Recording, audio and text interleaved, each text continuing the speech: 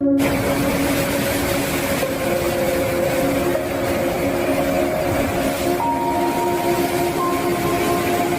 हाम्रो यात्रा रावाखोलाबाट रहनेछ। यात्रामा देखिने सम्पूर्ण रोचक दृश्यहरू प्रस्तुत गर्नेछौँ। रावाबेसी गाउँपालिका वरपर घुम्नेछौँ। रमाइलो गर्दै माछा मार्दै विभिन्न कुराको जानकारी लिनेछौँ। माछा मार्न चाहिने आवश्यक सामानहरू बल्छी, पासो, जाल, माछा समाउने दाजुबाट लिनेछौँ। प्राकृतिक सुन्दरताले दिएको रावाबेसी गाउँपालिका अति नै सुन्दर र राम्रो पनि देखिन्छ। माछा मार्ने दाजुबाट केही कुराको जानकारी लिँदै प्रशंसा र व्याख्या पनि गर्नेछौँ। माछा मार्न र माछा समाउन धेरै किसिमबाट सकिन्छ। पासोमा समाइने जाल बेलुका पख साँझ कसैले नदेख्ने गरी लुकाएर राखिन्छ। डोरी तानेर फिजारिएर हानिने जाल फराकिलो बनाउँदै दुई हातले समाएर कोसीको मध्य भागमा गई हानिने जाललाई फिजाएर हानिने जाल भनिन्छ। फिजाएर हानिने जालको पनि प्रस्तुत गर्नेछौँ। आज हामी साथीहरू खोटाङ भनेर चिनिने रावाबेसी गाउँपालिका 2 नम्बर वरपरको केही कुराकानी र प्रशंसा गर्न गइरहेका छौँ।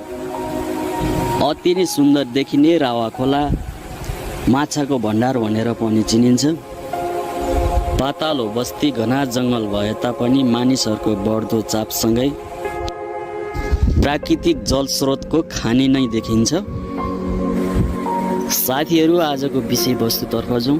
आजको हाम्रो कार्यक्रम भनेको चाहिँ माछा समाउने, माछा पक्रिने, जाल हान्ने, बल्छी हान्ने, पासो थाप्ने भन्ने विषयमा हामीले कुराकानी रियाक्सन भिडियो बनाउन खोजिरहेका छौँ।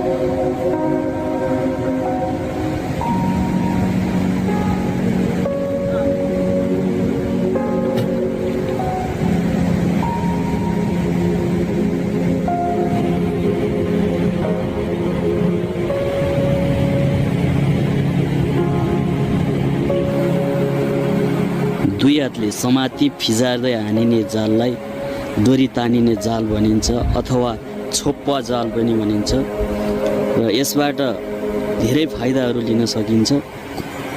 कोसीको मध्य भागमा प्रवेश गरिसकेपछि यस जालबाट धेरै माछाहरू समाउन सफल हुन्छ। यस जाललाई छोप्ने जाल अथवा डोरी तान्ने जाल पनि भनिन्छ। साथीहरू हाम्रो भिडियो अन्तिमसम्म हेर्दै जानुहोला। भिडियो मन परेकोमा कमेन्ट सेक्सनमा कमेन्ट राख्दै जानुहोला।